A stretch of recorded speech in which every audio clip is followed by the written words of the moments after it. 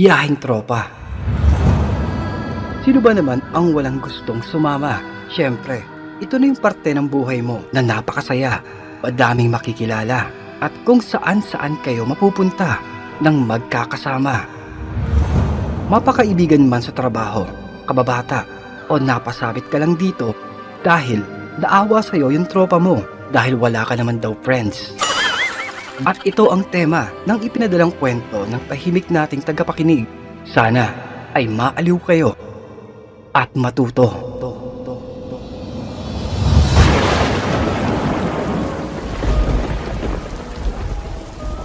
Napakalakas ng ulan nung gabing ito na natatawa na nga lang ako dahil panigurado ang nakatakdang usapan namin ng barkada bukas ay kansilado.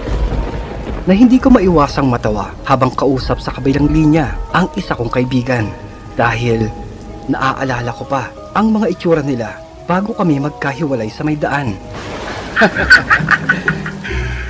Paano ba naman pare? Kita mo yung itsura ni Ninyo? Kumikinang-kinang pa yung mga matay habang nakikinig. Papasukoy na nga ng langaw yung bibig eh dahil nakanganga. Tapos ito namang si Kenneth, sabik na sabik, todo tanong kung pwede ba daw dalhin yung ganito, yung ganun, saka yung ganyan. Pero nung tinanong na tungkol sa ampagan, lintik na yun oh, biglang ang daming pinaglalaban. Oo nga eh, hanip na yan. Natatawa na nga lang ako eh, tulad nung kailangan daw natin ng pasisilungan. Ibinida ba naman yung kanilang malaking tent? Pero nang tanungin ko kung pwede ba daw gamitin, ang sagot ba naman eh, wala daw sa kanila. Ayun, gamit ng tita niya. Doon sa may lamayan. Ang makulit pa nga niyan eh. Sinabi na nga, ang usapan mag-swimming. Hanap ba naman eh, kung may mataas ba daw doon na bundok at gusto pang mag-hiking. Kita mo na nga, sa may lakaran, palaging higain. Kaya nga eh, ano yun? Gusto yata niya eh, buhatin natin siya. Ewan ko ba dyan sa mga tropa mo eh. O sige na. Oy, basta bukas, maganda ka na. Ha? Bukas? Sigurado ka ba talagang matutuloy yung kwentong kutserong niyang bukas? Pare naman, kita mo naman oh, ang lakas-lakas ng ulan oh. Di yan. Yan oh, di ba? Di ah. Wala na yan? Di yan. Basta maganda ka na. Tuloy yan. Basta ano, pauuwi sa pagluluto sa bahay-bahay yan. Ng sopas at saka lugaw. Wala na yan. Di ah. Tuloy yan. Basta maganda ka na. Ay, ewan ko sa inyo. O siya, sige na pre, tutulog na ako ha. Ha? O sige na. Kiss muna. Ha? Ibigay ka nga. Sige na. Ito. Ito, para ka rin to eh. Kiss lang eh. Ang good night lang. Walang mali siya. Sige na. Hihi. Bakla ka ba? Sige na, tulog ka na. Dahil mong alam eh. Tulog ka na. Sige na. Walang mali siya. Tigil ka na. Natatawa ako habang pabalik sa kwarto matapos kausapin ang kaibigan ko sa may telepono dahil sigurado talaga ako bukas ang lahat ng napag-usapan ng barkada at plano ay magiging drawing sigurado. Ganun naman po palagi, kung ano pa yung pinaghahandaan yun pa nga ang siguradong malabo, napapako at nakakalimutan. Pero kinaumagahan, hindi pa man lubos na pumuputok ang liwanag ay ginising na ako ng mama ko dahil nag-aantay na daw sa may labas ang mga kaibigan ko. Alex! Alex! Gumising ka na dyan! Yung mga kaibigan mo, nag-aantay na dun sa may labas. Kanina pa! At may lakad pala kayo. Alex! Oh! Naku! Alex! Ano na? Inumaga ka na naman ba? Kakapanood mo ng VHS sa walang tigil na palabas ni Joyce Jimenez at ni Rosana Roses. Alex! Ano ba? Lintik na batang to. Bangon na dyan! Napapakamot na lamang ako dahil anong nangyari sa kagabing dumadagundong na kidlat at malakas na kulog, yung walang tigil na buhos ng ulan sa manipis naming bubong. Anong nangyari?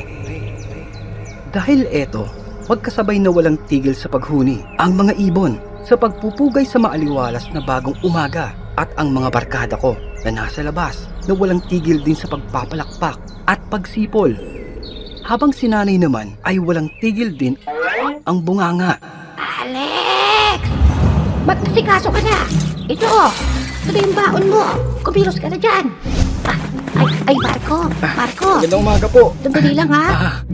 Saan ba ang inyong tungo? Bali kasi ano po eh. Bali dito po sa... Sapagkat nakatakda kaming magbakasyon at magliwaliw sa napakagandang lugar ng isa pa naming kaibigan.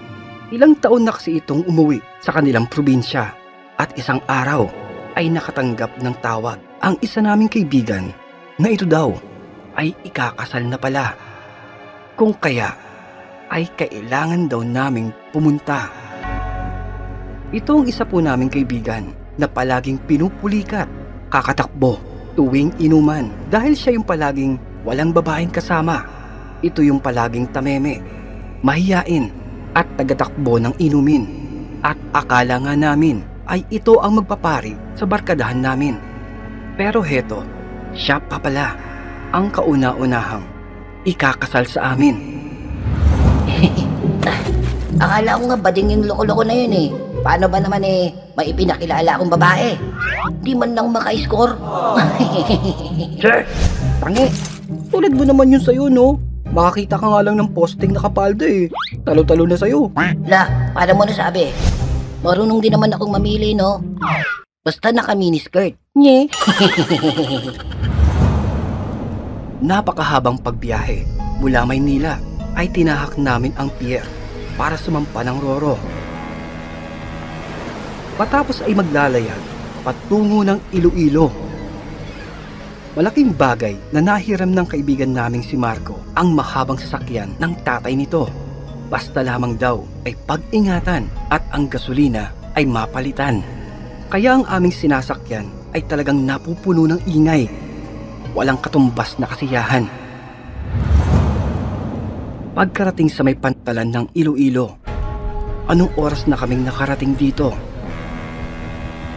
Kung kaya, ay sandali muna kaming nagkape at nagtipon upang planuhin ang paglalakbay patungo sa ibinigay sa aming destinasyon.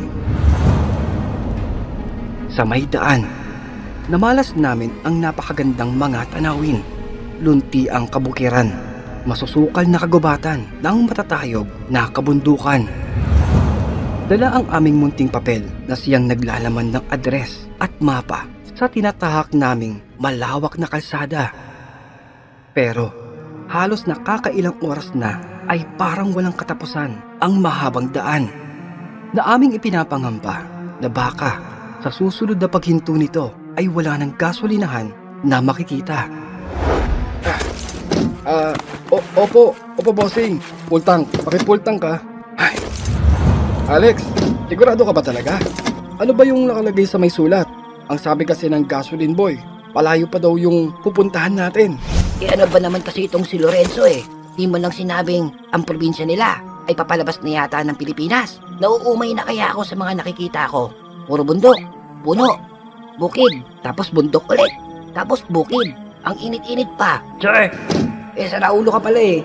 Ano bang gusto mong makikita sa probinsya? Mga matataas na gusali, tulad dun sa may Makati at Ayala. Abay, malay ko. Meron ba? Agoy, Kulit mo din no? Puro ka reklamo. Sabi nga! Marco, tara na. Baka matuwa pa ako dito kay Philip eh. Ipakain ko to sa mga aswang dito. lo? Meron? Meron ganun dito? Aswang? Malamang. Sa kahit anong bansa nga may Pinoy eh. Aswang pa kaya? Lo, gulo nito eh. Che! Uy, Sabi nga dyan! hindi nga. Kung magulat ka Uy. naman eh. Mukha kang ang tik-tik eh. Lo, Dyan! uy, Alis! totoo yun. Tumabig ka dyan! Dapit hapon na, ilang kurbada at mahahabang kalsada pa ang aming tinahak. Napahinto kami sa isang maliit na tindahan na may ilang nagtutumpukang mga lokal na mamamayan. Kung kaya, ay sumubok akong magtanong sa mga kalalakihang nagkakape. Naika ko ay kung alam ba nila ang address na nasa may papel na hawak ko. Subalit, sa kabila na hindi kami gaanong nagkakaunawaan, ay parang bigla silang nagkatinginan. pinanlalakihan ng mga mata. Saka sumenyas pa ng pag-iwas ng sabay-sabay. Nawari ayaw nila itong mapag-usapan o madamay. Napakamot na lamang ako at bumalik sa may loob ng sasakyan. Oh, Alex, ano daw sabi? Ha?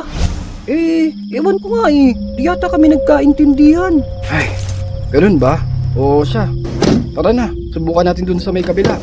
Baka merong may alam at makasagot ng tanong natin. Diyos, ang hina mo naman kasi Alex eh. Simpleng pagtatanong lang eh. Wala ka bang napipiga? Teka. Ito, may tao. Hinto mo, Marco. Hinto mo. Akong bahala dito. Ay sus! Tigil-tigilan mo ako, Philip ha. Huwag ka na. Ako na. Huwag na magulo. At nadaanan namin ang isang matandang lalaki. Isang Ginoo na nakasuot ng salakot. May karay-karay na tila kalakal sa bandang kanan. At bitbit naman sa may kaliwa ay ang manok na panlaban.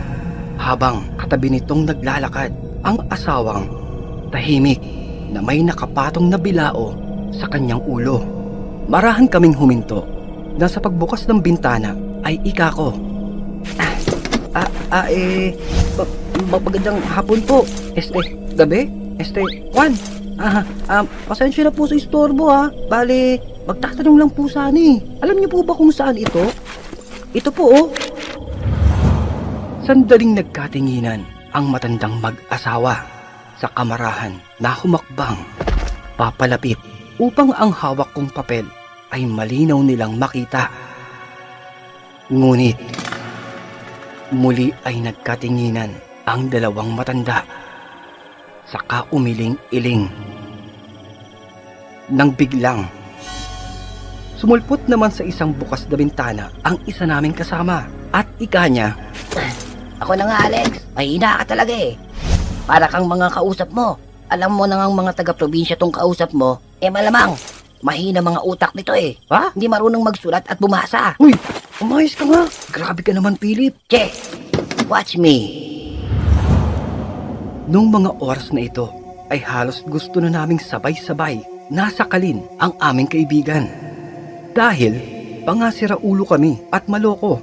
Pero hindi naman kami mga bastos at mal-edukado, maliban sa may ungas na ito. Manong, alam nyo ba kung saan yung lugar na to? Ha? Alam nyo ba yung daan papunta ng Kapis? Yung sa may Dueñas.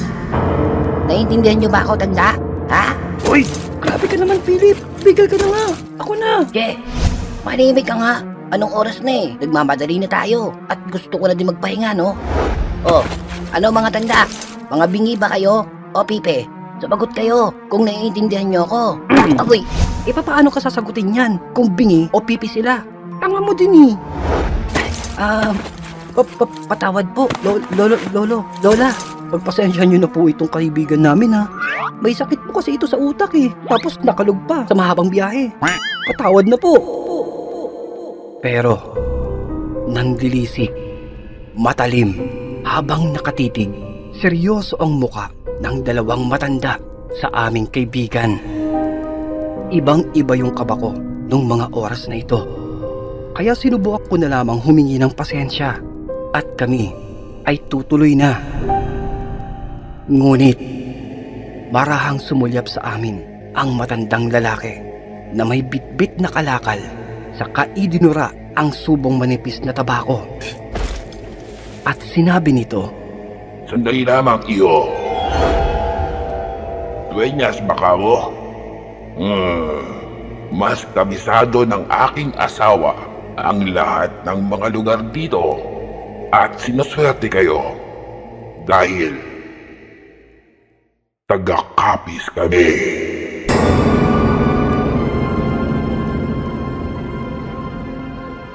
na dito ay bumaling ang matandang babae sa may kaibigan namin. Nakataas ang kilay habang napapangisi at sinabing, Ano ulit yun, iho? Mga walang pinag-aralan ba ka mo? ang mga kaharap nyo. Bueno, makinig kang mabuti sa mga sasabihin ng mga walang pinag-aralang ito. Dahil ang lugar na pinaghahanap nyo ay 44 kilometers from Iloilo City. Dueñas River, Alaor, is known for its first-class quality of sand and gravel and became the quarry capital of Western Visayas. And this place is believed to be derived from the Spanish word dueñas, from the Latin dominus or lord, which is the feminine form of dueños and means proprietors or heiresses, and may have been originally used to describe an area owned by heiresses or where a few heiresses live. In short, mga aswang kami.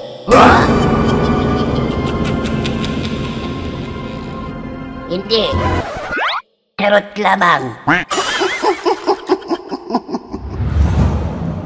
Na dito ay tila napahiya ang aming kaibigan at napasindi na lamang ng sigarilyo habang maayos kaming nakikipag-usap upang kumalap ng impormasyon sa aming hinahanap na destinasyon, na hindi na pala kami kalayuan sa aming pupuntahan at ilang sandali na lamang ay magkikita na kami ng aming kaibigan. Na dito ay nagpaalam na kami at nagpasalamat. Pero talagang hindi maiiwasan na magkaroon tayo ng kaibigang pasaway. Dahil di pumayag itong kaibigan namin na bago kami umalis ay nakuha pang pitikan ng sigarilyo ang napakabait na mag-asawang matanda. Ang pangit ng manok nyo, mukhang pagtinola. At yung asawa mo, Manong, mukhang mangkukulam. Abi, bakit? Sira ulo ka din talaga, Pilipino. Hindi ka pa talaga tinuruan ng mabuting asal ng magulang mo, ha? Nadadamay kami sa kabastusan mo eh. Eh, bakit pa? In-English ako eh. Sus, yan ang napapala mo. Hindi kasi porke kala mo taga-probinsya, katulad ng mababang inaakala mo. Ang dami-daming ang mayayaman ng mga probinsyano eh. Mas maayos pa yung muka kaysa sa'yo. Saka, palay mo. Talagang mga aswang yung mga yun. Lo, walang ganunan. Oh, Lo, kita mo na? Binamalit mo sila pero takot ka naman pala. eh, tama ka na nga. Ay sus! Sa susunod, huwag ka nang sumama. Oo na. Sorry na nga eh. Oh, bakit? Bakit sa akin ka nagsasorry? Dapat dun sa kanila. Pwede sige. Balik tayo. Tara. Nye, mag-isa ka. Bahala ka dyan. Aswangin ka sana dito. Aswangin ka sana dito sa may probinsya. Eh, walang ganunan. Walang ganunan, tropa. Lolo mo, tropa. Subalit, sa gitna ng aming pagtatawanan, ay tahimik lamang nagmamasid ang tagamaneho naming, si Marco. Habang nakasulyap sa may salamin, napapailing at napaantada na lamang ito ng pag-cruise. Ilang sandali pa, bumungad na sa amin ang kumakapal na bilang ng mga kabahayan na tila nakakaramdam na kami ng kaluwagan na marahil natumbok na namin ang lugar ng aming kaibigan, na hindi nga nagtagal ay may kumakaway sa may hindi kalayuan habang kausap namin ang isang matandang pinagtatanungan, na di na kami nagtaka na madali kaming makikilala dahil sa inaasahan nga naman ang aming pagdating at hindi maikakaila ang presensya dito ng taong taga Maynila. Buong puso at mainit kaming tinanggap sa kanilang lugar. Nagsasarapang pagkain at kwentuhan ang aming pinagsaluhan. Nakilala namin ang mga kamag-anakan ng aming kaibigan, pati na din ang mapapangasawa niya. Kinabukasan, hating gabi, matapos kumain ay isang simpleng inuman ang aming pinagsaluhan. Napakatagal din naming hindi nakita ang aming kaibigan, kaya walang tigil na kantsawan, tawanan, biruan at mga kwento ang aming mga binalikan. Nasa katagalan ay dumating ang ilang kalugar nito para kami ay masaluhan, na dito mas naging maingay ang bawat kwentuhan at tawanan. Subalit, tumatakbo ang oras at ang alak ay nauubos. Kaya nagpabili pa kami ng kaunting inumin. Nasumama naman ang kaibigan naming si Marco para sila ay bumili doon sa may tindahan. Na ilang sandali pa, sa gitna ng aming pag-iinuman, ay bigla na lamang tumuwid ang mga paa ng aming kaibigang si Philip. Nanginginig, naninigas, at hinahabol nito ang kanyang paghinga. Nataranta kaming lahat na pati ang mga nasa tabing bakuran na siyang nag-aasikaso ng mga lulutuin para bukas ay napatayo upang humangos para alamin kung ano ang nangyayari sa aming kaibigan. Na eksakto namang pagdating nila Marco mula sa may tindahan at nang makita ang aming kaibigan ay pati siya ay naguguluhan.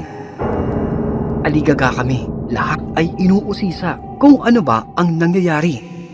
Naika ng kaninang kausap ni Philip na siyang kababayan ng aming kaibigan na si Lorenzo. Nagtataka din ito dahil bigla na lamang daw itong nanahimik. Hinahagod ang kanyang batok. Itatanong pa sana ng kausap nito kung may nararamdaman ba ito dahil halata sa kanyang muka ang pamumutla. Pero huli na, bigla na lamang daw itong nangisay at tuluyan nang nawalan ng malay. Dahil dito, binuhat ng ama ng aming kaibigang si Lorenzo ang nawalan ng malay na si Philip upang maipasok ito sa loob ng bahay. Naikapan nito, huwag mag-alala. Dahil baka napasma lamang ito sa mahabang biyahe at nabigla sa alak kung kaya ito ay nagkakaganito. Sandali pang nag-usap sila Lorenzo sa kanilang dialekto habang napapasulyap sa aming pwesto. Napapailing sa katinapik ang kanyang mga kababayan, tanda ng pagpapasalamat sa kanilang kabutihan. Niyaya na kami ng aming kaibigan na siguro daw ay bumawi na lamang bukas. Total, mas malaki ang magaganap na kasalan at payo na din ng kanyang ina kaming mga bisita ay magpahinga na.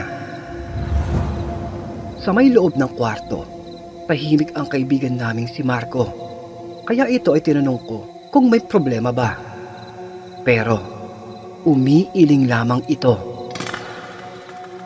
Subalit, bago ito pumikit ay may sinabi ito na hindi daw maganda ang kanyang pakiramdam sa biglang nawalan ng malay na kaibigan namin, sapagkat malusog naman ang pangangatawan nito. Walang anumang kasaysayan ng sakit tulad ng epilepsy na maaaring isisi. Wala. Nagpatay na kami ng ilaw. Ipinagpabukas na lamang ang aming mga agam-agam at narito kami hindi para sa problema, para makipagdiwang sa matagal na hindi nakasamang kaibigan.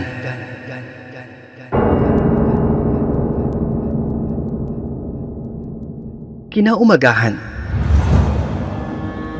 Heto na kami ni Marco, nakasuot ng mapormang barong habang nakatayo sa may ilalim ng malaking puno. At isang balita mula sa nanay ng aming kaibigan ang sa amin ay nakarating. Masama pa rin daw ang pakiramdam ng kaibigan namin. Kasulukuyan pa rin itong nasa higaan at nilalagnat pa rin. Inusisa namin ito. Inaapoy, wari nagdidiliryo, namimilipit sa sakit ng tiyan at hirap na hirap. Napakamot na kami ng ulo. Papaano ito? Inaasahan pa naman kami sa may tabi ng ikakasal naming kaibigang si Lorenzo.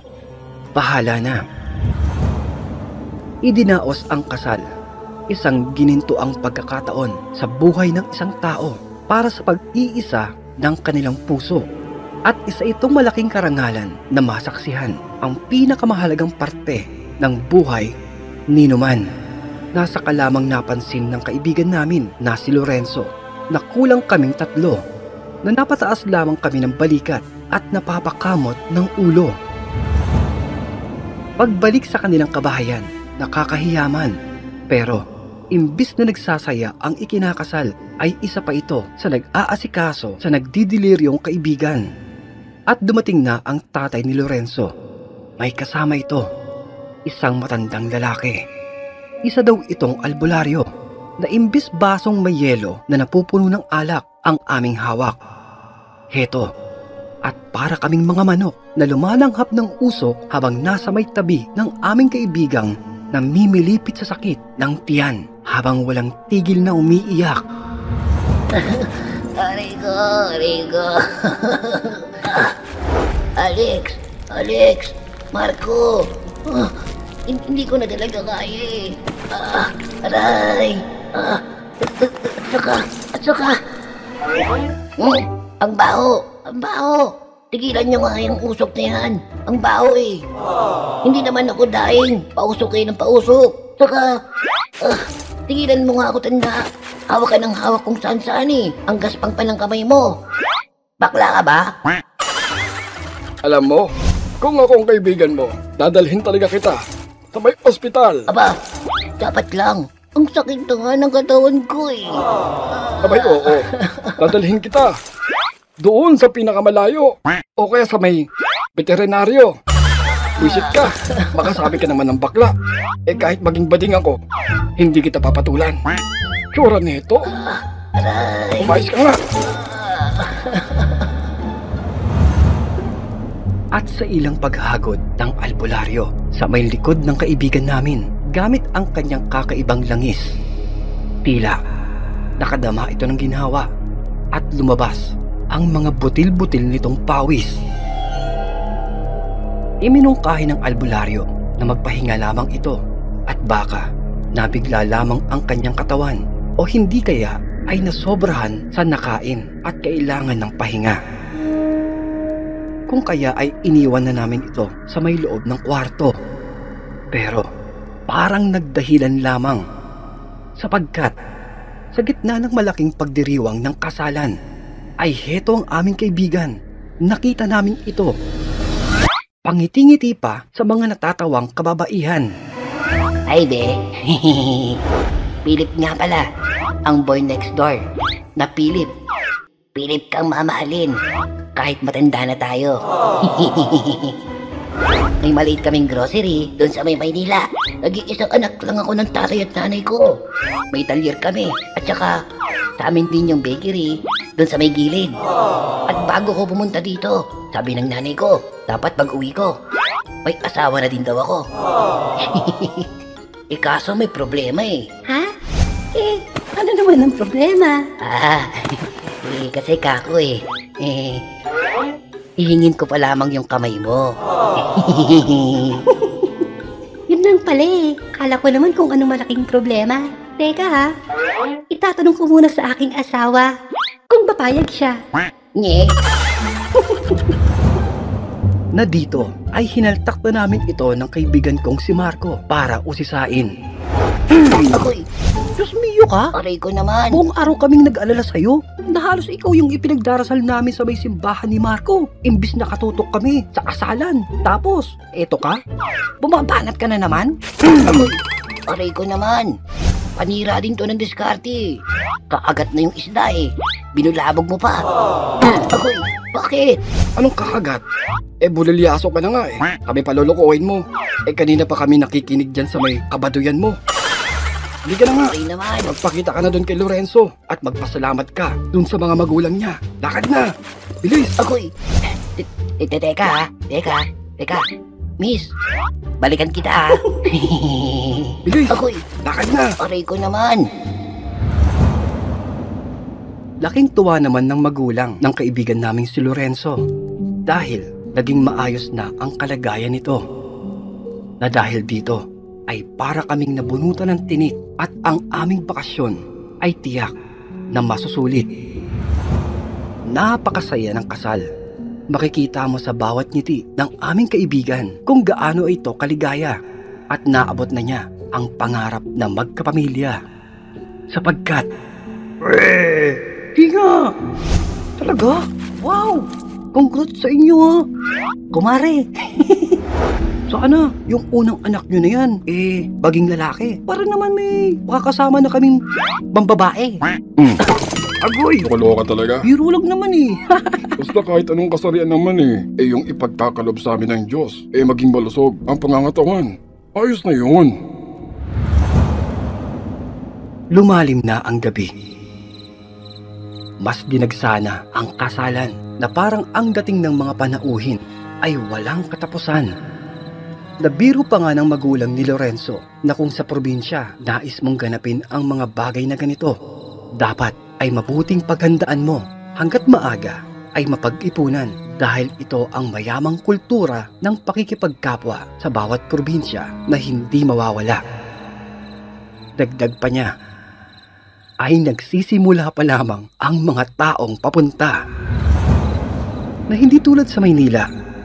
Iimbitahin ka lamang kung may maibibigay ka, kung mapapakinabangan ka o napakinabangan ka, kung ikaw ba ay makapagdudulot ng ganansya sa kanilang estado, hindi dahil laging parte ka ng pagyaman sa kabanata ng kanilang buong pagkatao. Kaya ugaliin daw namin ang mag-impok, mag-ipon, huwag mawawalan ng pera, lalo pat kami ay nabubuhay sa may Maynila. Dahil sa may Maynila, kung sa ibang tao ay wala kang pakinabang o pera, ituturing ka lamang nilang tae ka. Nagkatinginan na lamang kami, saka nag-umpog ng baso na may lamang alak na nagyelo dahil sa tinanggap naming salitang ginto. Lumalalim na ang gabi. Lumipis na ang bilang ng mga tao. Hindi na gaanong masakit sa tenga, lalo sa impluwensya ng alak. Kami ay namamanhid na. Subalit, may napansin ako. Biglang napatulala sa isang sulok ang kaibigan kong si Marco. Hoy! Hoy, Marco! Ayos ka lang? Lasing ka na ba? Ha? Ako? Lasing? Ewan ko nga pare. Ha? Kasi... ewan. Ano ba kasi yun? Basta. Iyaan mo na. Baka may amats lang ako. Iyaan mo na. Tara. Kanina ba yung shot? Ngunit, kilala ko ang mga kaibigan ko. Kaya muli ay inusisa ko ito na dito kahit ako ay nanindig ang aking mga balahibo sapagkat yun din ang ilang beses na napapansin ko dahil parang malikmata ilang gabi na pala naming parehas itong nakikita ang mga pamilyar na muka, ang muka ng mag-asawang matanda. Napilit ko lamang itong ikinukubli. Hindi iniintindi dahil ayoko namang manakot at wala akong oras na ikwento pa ito sa mga kaibigan ko. Pero mali ako. Kahit pala ang kaibigan kong si Marco ay nakikita ito. Kaya ikako, hindi kaya totoo na ang mag-asawang matanda ay may kakaibang pagkatao. Jesus! Yun na naman kayo eh. Kala nyo matatakot nyo ako? Di na oy. Ang dami-daming tao dito oh. Kaya, mag-inuman na lang tayo. Chatin nyo na yan. Chatin na. Tutubukan na ng pecha yung mga baso nyo eh. Teka. Ayan. 1, 2, 3. Para sa bagong sakal. Para sa bagong kasal. Lumipas pa ang mga oras. Talagang matindi kalaban ang mga taga-probinsya. Wari ginagawang tubig ang alak. Kung kaya ay dinadaya na namin ang bawat ikot ng alak hanggang sa iilan na lamang kaming natitira. Lumalamig na. Idagdag pa ang napakagandang liwanag na nagmumula sa may bilog na buwan.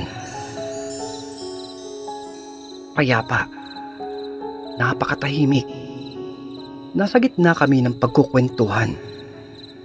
Nang biglang, Aray ko! Aray! Ang sakit! Aray ko! Teka nga! Aray! Aray ko! biglang napakislot ang kaibigan naming si Philip na parang kinakagat ng langgam ang buong katawan.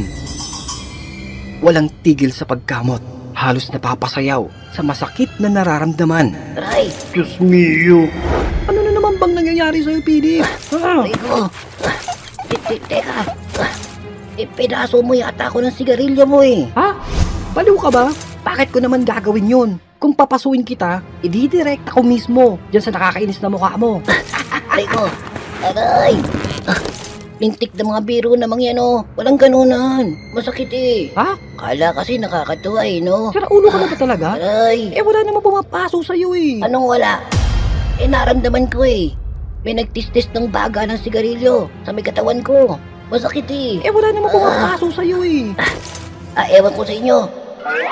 Ang papangit nyo kabanding. Mga pangit. Iba din.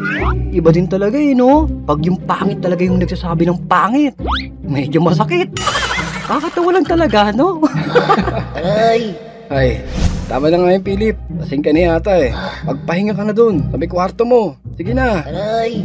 Masakit eh. Ewan ko sa'yo. Tulog mo na yan. Nang lumaki ka pa. Pahinga na. Nakinig naman ito kay Marco. Lalo pa, ito ang pinakamatanda sa aming grupo. Pumasok na itong nagdadabog patungo ng bahay para magpahinga sa kanyang kwarto. Kayo talaga oh. Ang sasarap ng pagkain sa harap nyo eh. Si Philip na naman. Ang pinupulutan nyo. Ay, nako. Eh sira ulo siya eh. Hindi na nagbago. Tuwing nakakainom, kala mo kung sinong magtapang-tapangan. Kala mo yung malaking tao. Oo nga eh. Naalala ko tuloy, ilang beses na tayong napapaaway dahil sa kalokohan niya. Oo nga eh. Pero kahit ganyan yan, wala na tayong magagawa dyan eh. Sa atin na lumaki yan eh. Parang hindi naman lumaki. Yung mata lang niya, ang lumalaki palagi. Nang biglang, kumilos ang kaibigan naming si Marco. Mabilis kaming hinawi at sinabi, "Shh! Teka lang, mga pare, narinig niyo ba yun?" Ha? Ang pare naman ba yun, Marco? Ha? Hindi niyo ba narinig yun? Ha? Ang alin nga? Subalit, sabay pa kami ni Marcong napalingon kay Lorenzo. Nabigla itong tumayo sa kamay dinampot sa may sulok. Isang mahaba at matulis na gulok. Saka sinabi nito, Tay! Tay! Andito na naman sila! sabay kaming nagkatinginan ni Marco. Naguguluhan sa ikinikilos ni Lorenzo. Nagtataka kung sino ba ang tinutukoy nitong sila. Sino? Na seryosong sagot naman ni Lorenzo. Aswang! May aswang sa paligid mga pare! May aswang! Napatulala kami ni Marco, hindi dahil sa may sinabi nitong may aswang, kundi kung gaano ito katapang. Hindi namin siya kilalang ganito ka-agresibo. Madalas pa nga ito noon na nauunang magtago o tumatakbo tuwing may gulo. Pero ngayon, ibang Lorenzo ang nasa aming harapan ngayon. Matapang, ang tindig ay makisig, matalas ang kilos, alisto, habang mahigpit na hawak ang gulok sa may kanan nito. Na dito ko napagtanto, may kanya-kanyang pinagdalaanan talaga ang bawat tapang ng tao. Hindi man ito kapantay sa panahong nais mo na sumabay sa'yo, pero dadaigin ka sa mga pagkakataong mabibigla kayo. At buong tapang itong biglang tumakbo papasok ng bahay dito. Anak ng... Hoy! Lorenzo! Tara ulong to! Kala ko pa naman ang tapang-tapang mo. Ang haba pa naman ng build-up sa'yo. Loko-loko to. Napakaduwag mo pa din pala. Nasa ka ko lamang naisip. Hindi ito duwag. sadyang mautak. Nauna niyang babantayan ang pakay nang sinabi niyang mga aswang. Ang asawa niyang buntis ng 4 na buwan. Nasa loob pala kasi ito ng kwarto at nagpapahinga. Kung kaya ay ito ang una niyang nais mabantayan. Na nakita naming mabilis itong nagbukas ng ilaw doon sa kanilang kwarto. Saka sumilip sa may bintana. Tila sumisenyas doon sa kanyang ama na nasa may ibaba na ligtas naman ang asawa nito. Subalit, biglang sabay pa kaming lahat na napayuko dahil sa hindi malamang napakalaking ibon na biglang lumipad ng napakababa patungo sa aming likuran. Nagalit na sumigaw naman ang tatay ni Lorenzo na si Mang Boy. Naika nito sa may aswang na huwag nitong balakin pang bumalik dahil sisiguraduhin nilang babalatan nila ito ng buhay sa gitna ng plaza. Pero parang sinasadya, humuhuni pa ng malakas ang aswang na tila tumatawa. Wari ng hamon.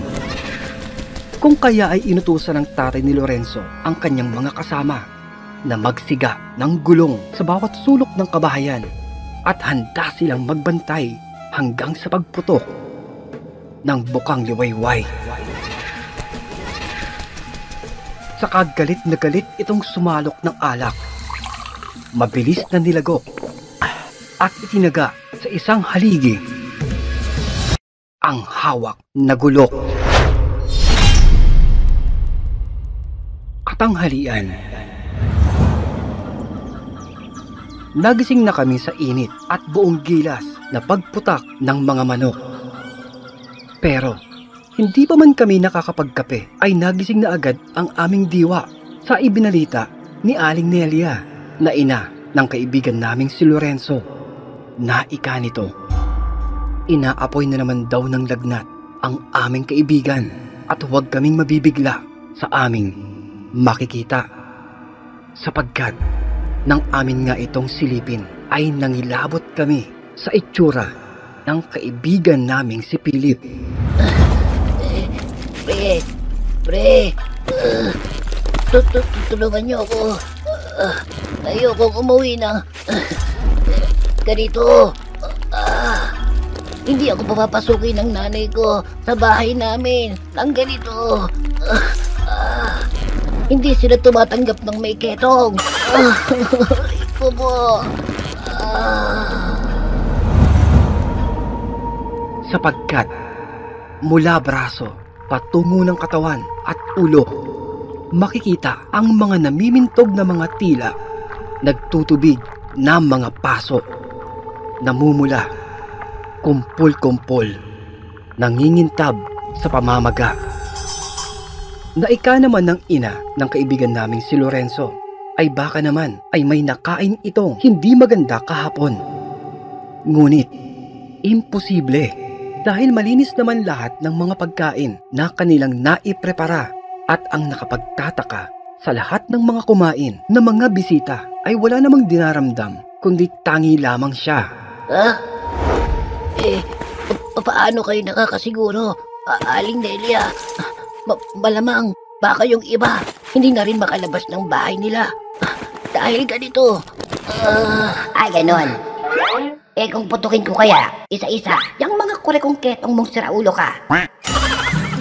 Kaya ka nagkakaganyan dahil sa may matabil na dila mo. Kala mo naman ginagwapo mo. O siya, Lorenzo, sandali lamang at may ipapatawag ako.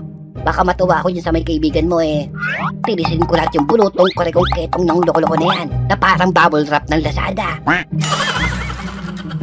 Ginigigil mo akong bata ka? Kung hindi lamang kami close ng nanay mo na si Aling Kareng. O siya, yan na muna kayo. Baka badlian ko ng tubig yan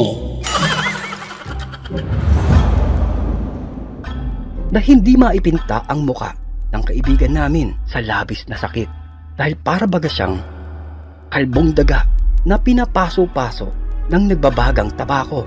Wow! Grabe naman sa kalbong daga to. Aray ko.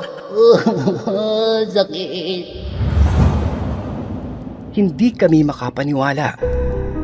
Dahil maayos pa naman kagabi ang kanyang itsura at papaano ito nangyari sa kanya sa iisang magdamag lamang. At napangiwi pa kami ni Marco nang itaas namin ang kanyang suot na kamiseta.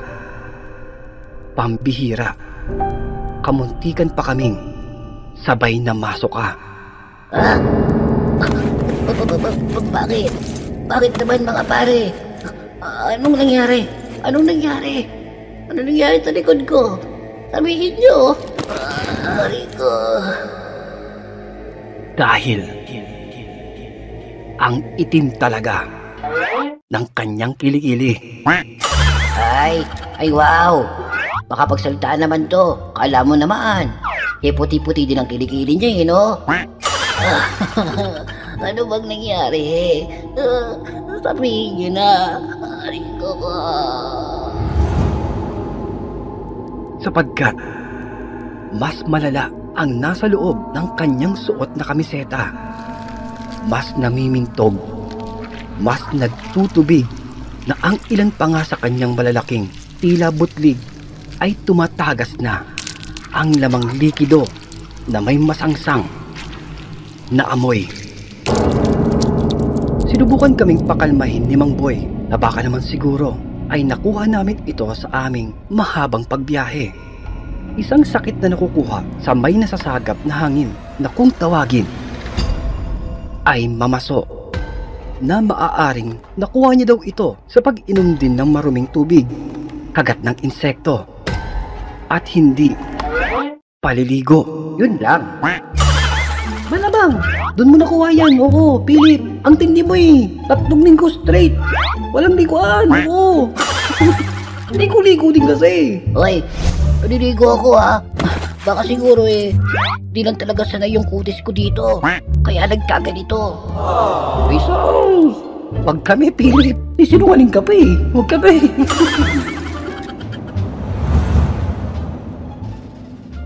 Pagsapit ng hapon, dumating si Aling Nelia na may kasamang matanda, isang albularyo. Wow! Ikaw na naman. Ginagawa mo ng bisyo ang pagpapaalbularyo mong bata ka. At ano na naman bang nangyari sa'yo? Ha? Bakit? Bakit hindi ka pa natuluyan? Hanip, parang dito lang yata ako nakakita na masama na nga yung pakiramdam mo eh. Inaaway ka pa. Rico. Wow! Inaway na naman daw siya agad. Kawawa naman siya oh. O siya, umiga ka na. Nang masukatan ka. Hoy, loko-loko to ah. Anong susukatan? Ayoko bang mamamatay no? Huwag. Kako, nang malunasan ang iyong karamdaman. O siya, pinapahaba mo pa yung script mo. Hindi naman niyang kasama. Ikaw O siya. Pigit na. At huwag ka nang huminga. Anak nang. Ilang sandaling seremonyas, ritual at pagbabasa ang ginawa ng matandang albularyo. Ilang beses niya pang inulit ito. Nawari, nagtataka, hindi makapaniwala, at baka nagkakamali lamang ang kanyang pagbasa. Subalit, bumulong ito sa may ina ng kaibigan naming si Lorenzo. Napapailing, wari na hahabag, at sinabing, Tatapatin na kita, iho. Na ano? Ay, Na ano naman po? iho. Mamamatay ka na. Hoy, huwag namang ganon tanda. Huwag ganon. Paso-paso lang daw to eh. Baka pwede pang madaan sa ligo-ligo. Huwag ganon. Biro lamang. Hindi pa naman. Pero malapit na. Nakakainit nga eh. Anak ng...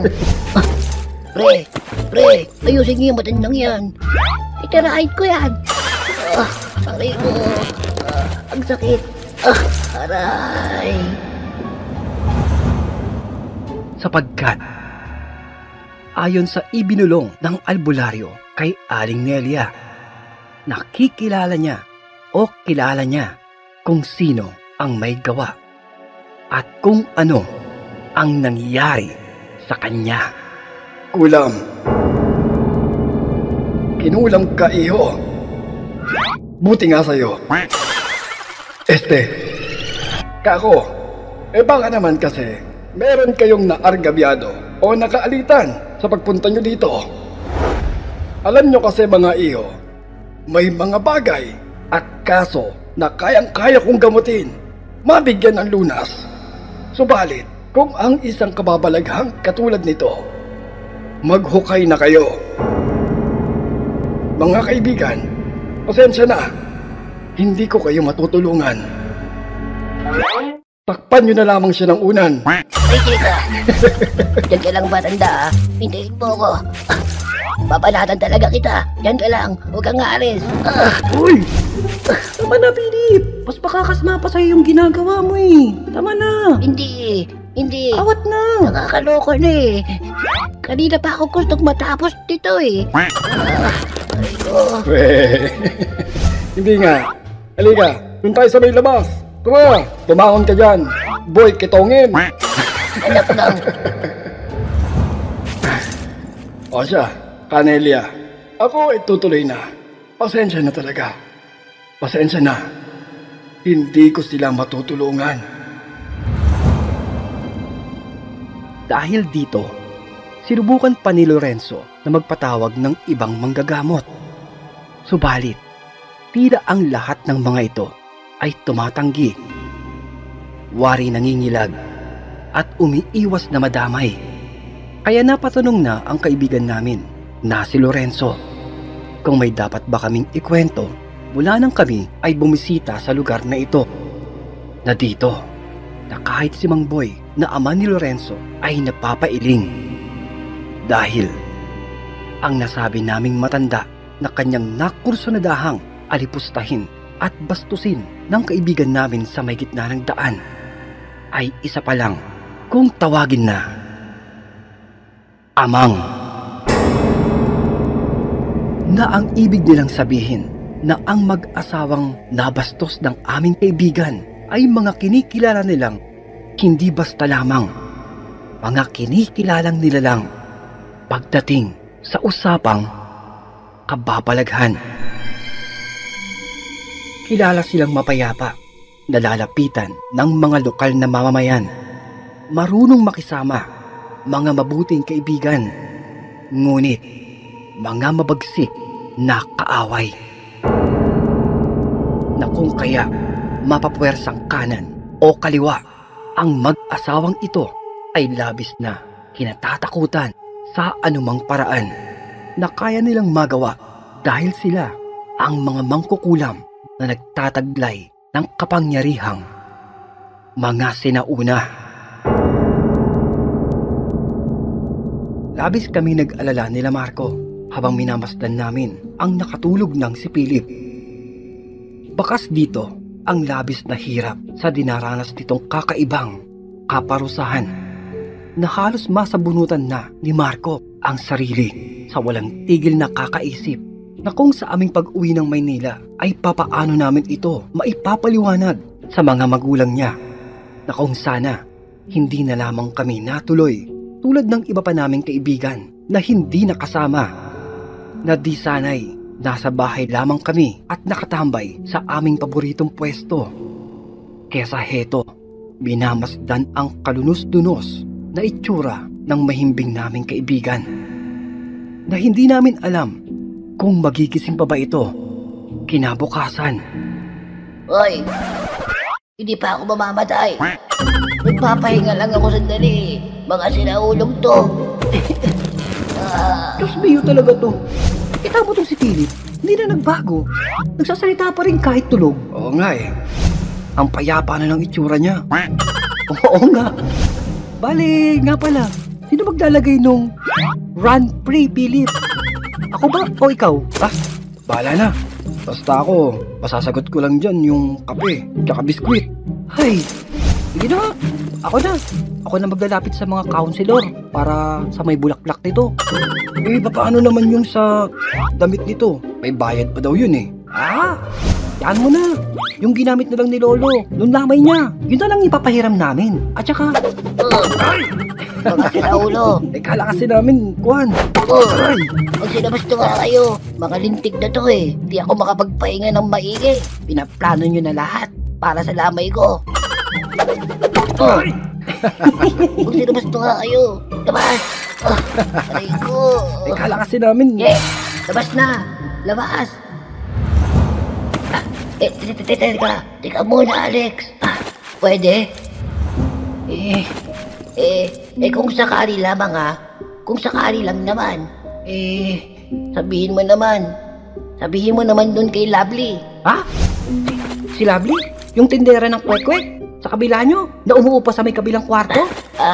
Oo, siya nga. Yun ba? Oo. Yung palagi kang nirereklamo? Kasi binobosohan mo? Aray ko! Hindi totoo yun. Hindi totoo yun. Gawa lang ng kwento yun para bumaba yung renta niya. Aray ko. Di nga. Pwede, sabihin mo na, break na kami? Nye? Ha? Bakit? Laging kayo ba? Hindi. Nye? Aray, Tulog ka na nga. wala lang. Tulog ka na dyan. Baka bawi man lamang sa pambabasted niya.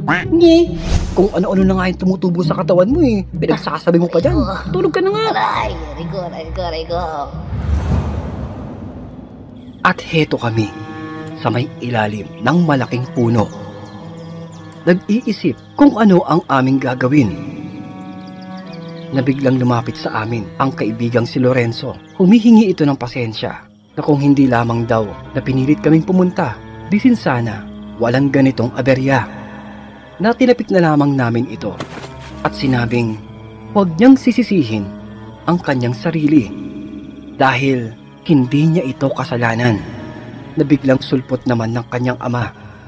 Ay ibinulong ito at sumulyap sa amin. Saka sinabing ika daw ng kanyang ama ay may paraan pa para maligtas ang aming kaibigan sa dinaranas na karamdaman at alam nito kung saan dapat ito puntahan. Napakamot na lamang kami nang saka lamang sabihin ni Lorenzo kung saan kami patungo, kundi sa mismong bahay ng mag-asawang mangkukulam. Ito ay upang kami ay personal na humingi ng kapatawaran. Baliw ka pa, Lorenzo? Kung alam ko lang saan tayo pupunta eh. Di sana. Nagukay na lang tayo ng libingan nun ni Philip. Kaysa naman madamay pa tayo. Ako naman hindi ko gusto to eh. Ang dilim-dilim pa dito. Ay. Natila nga nagkatotoo ang aking kutob. Dahil nang sabihin ni Lorenzo na malapit na kami sa may tahanan ng matandang mag-asawa, ay bigla kaming sabay na napahinto. Sapagkat sa may gitna ng daan ay hinarangan kami ng dalawang nakakapangilabot na mga nilalang. Dalawang tila hayop na ang itsura ay pinaghalong aso at pusa na ang tindig ay parang sa mailap na usa. Nandilisik ang mga umiilaw nitong mata. Umaangil. Pumapatak ang malapot na laway sa may bibig na nakanganga. At ayon sa may ama ni Lorenzo na si Mang Boy, ay asahan na namin ang mga ganitong kapapalaghan dahil dito susukatin ang aming tapang. Na ito din mismo ang isa sa aming mga pagkakataon para tapatan o labanan ang makakaharap upang kontrahin ang gumawa ng karamdaman sa aming kaibigan. Subalit, walang sino man ang nakapaghanda sa kilabot na humarap sa amin. Nakakapangilabot na ikaw ba naman ang biglang harangin nang hindi mo malamang nilalang na bigla na lamang sumulpot sa gitna ng dilim. Pero talaga palang matapang si Lorenzo. Hinugot nito ang kanyang matulis na gulok at sa mga kahindik-hindik na nilalang, ito ay kanyang itinutok at sinabing, Kung ano man ang atraso ng kaibigan namin, ako na ang nakikiusap. Ako na mismo. Huwag nyo na siyang pahirapan. Tuluyan nyo na. Nye? Pre, hindi! Wag! Yari kami sa nanay nun. Pag inuwi naming bangka yun, nag-iisa niyang anak. Wag! Teka nga. Kung kayo man ho yung dalawang matanda na pinaganaan ng ugaling magaspang ng kaibigan namin, kami na ho ang nakikiusap. Pasensya na po. Patawarin niyo na ho. Oo nga. Mabait naman ho ang kaibigan namin eh. Talagang hindi lang ho kayo sanay. Oo, maniwala ho kayo. Mabuting tao yun. Sadya lamang mapagbiro na di alam kung kailan dapat huminto. Nagsasabihan naman po namin yun eh. At marunong makinig kung siya ay may mali. Kaya kami na ho ang humihingi ng tawad. Baka pwede niyong pag-isipan. May naghihintay din itong mahal sa buhay sa kanyang pinanggalingan. Patawad na po. Nasa ilang sandali naming pakikiusap ay nagkatinginan ang dalawang nilalang. Wari, naninimbang, pinag-iisipan at dahan-dahan. Ang kaninang dumadagundong nilang pag-angil ay unti-unting humihina, napapaatras. At nang umabot sa may dilim, ang dalawang nakakapangilabot na nilalang ay bigla na lamang silang naglaho.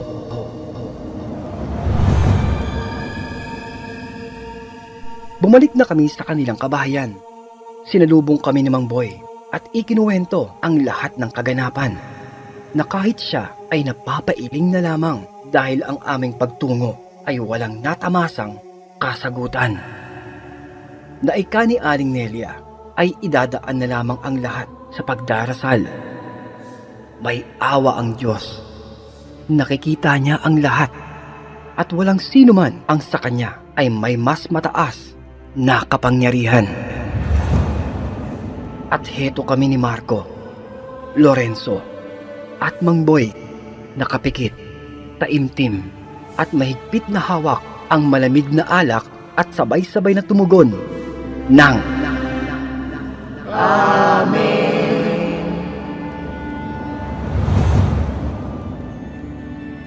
Sir Narrator, matapos nga ang gabing walang kapanatagan at punong-puno ng kababalaghan, gumising kami sa maingay na boses ng kaibigan naming si Philip na parang wala na namang nangyari.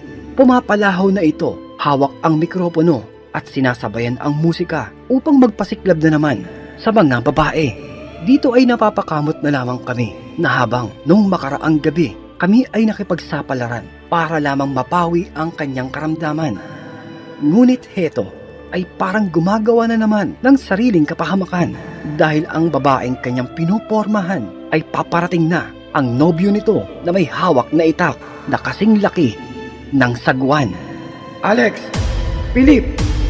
Sakay na! Visit ka talaga, Philip! Wait! Teka lang, hindi ko pa nakuha yung number.